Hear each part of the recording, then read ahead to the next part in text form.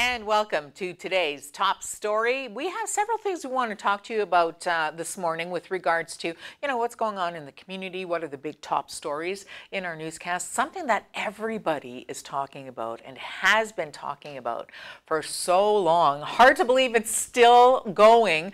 Catch the Ace. Joining us in our studios right now, live, Boomer Braido, who owns Esquire Club, and that's where Catch the Ace takes place. Good to see you. How are you? I'm doing fine. Thank you very much for having us here today. No problem at all. So tell me about Catch the Ace. Did you ever think that it would go this long? Absolutely not. There's no way in this world that we thought it would go this far. We're glad it has. Our charities appreciate it. We appreciate it. But wow, down to 4 cards left. Amazing. Down to 4 cards, and people are lining up like last weekend or last week. I think they started at like 9:15 or something. 9:15 in the morning. They're lined up, and they had their tables and chairs and coolers of pop and water and stuff. And that's phenomenal. And the lineup was long. Yeah. It was a long lineup. Yeah, and you know what? I think it just shows. People who are working and stuff, I think, are a little envious because we want to go and be able to sit there too. But it shows that people are really together on this. It is. Sault Ste. Marie has definitely come through 100%. I mean, the community is, that we have 2 charities, the community is packing it in for them, making lots of money for the charities, and these charities need the money to survive, right? They do. And that's why we do it. Yeah, absolutely. So tell us what the pot is right now. Okay, this week, I kind of do an estimate. I would think that if you won the daily draw, which is your number out of the bin, and you pull the ace of spades, you're going to pop over $600,000.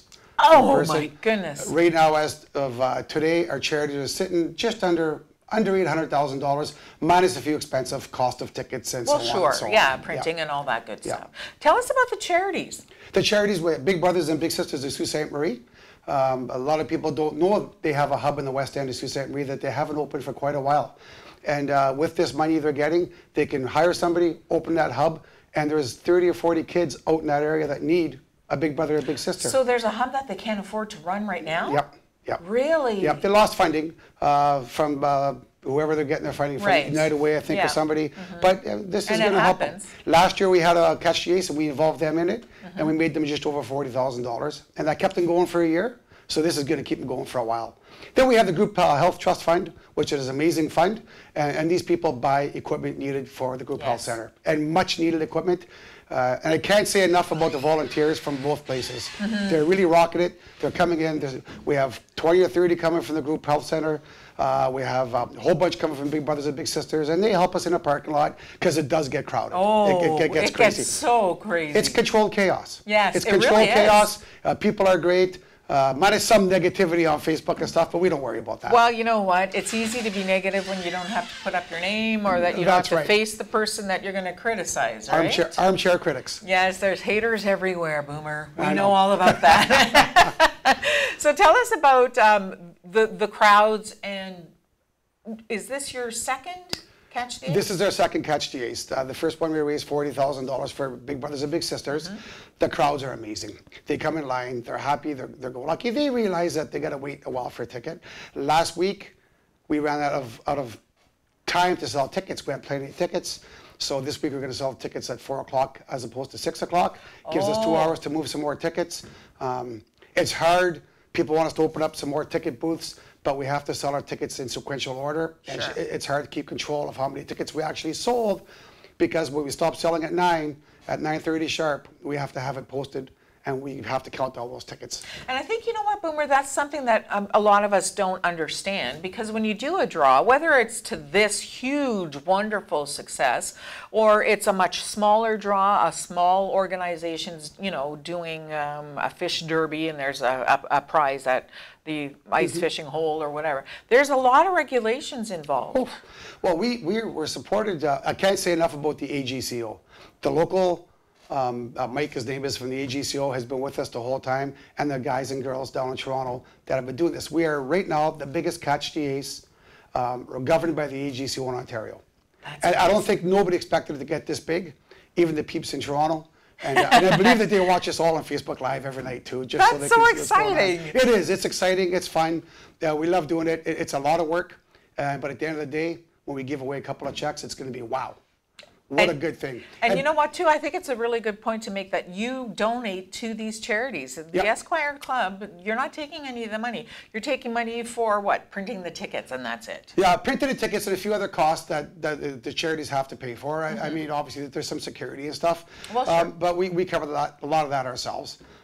There's support coming in. The guys, Dan Brochu and the guys from ISS, setting up the fencing for us every week, bringing down the urinals for us every week, quality printing with the tickets, Northeast Regional Security. You know, we have so many people coming down to help us and give us a helping hand. You know, that's something I didn't even think about. You know, things like fencing and urinals. It's cost. You have to, it's right? Cost, yeah. It's cost that we have to have if we have people in our parking lot outside and they have to use the washroom. Sure. Our bar is at capacity, right? Right. So this week we upped our bathrooms and we upped some wash stations. And Awesome. Yeah, but you know what? The weather's beautiful. I mean, the catch-J's gods are smiling on us from up above. It's a great thing. And it's supposed to be 28 degrees. Yeah, it's going to be gorgeous. It got cold last Thursday. Yeah, it got really chilly sort of as soon as the sun started to think about going down. It felt like it got really cold last Thursday. Not going to happen tomorrow. Yeah, and I can only hope that the Ace goes, but then I think about it, well, you know what? How would it be to go to the very end? Oh my There would goodness. be pandemonium. There'd be national exposure for us. Could you imagine and for our one charities. card? Is that what? No, there'd be 2 cards left. Well, no, there'd be 2 cards left. 2 cards left. And then if the Ace never went, the following week, who's ever named a pull of the drum Automatically get. is going to get the Ace of Oh my Spades. gosh. And then we start the whole draw over within a couple of weeks of. We're going to do it all over again. Are you? Yep, of course we are. With Esquire Club's mandate is all about charity, and So- this is what we do. So you do your porchetta Porchetta draws, starts on the which first are Saturday. a hoot. If you Starts haven't on- been to one, seriously, porchetta starts at 3. And it's X-rated. Yeah. Also.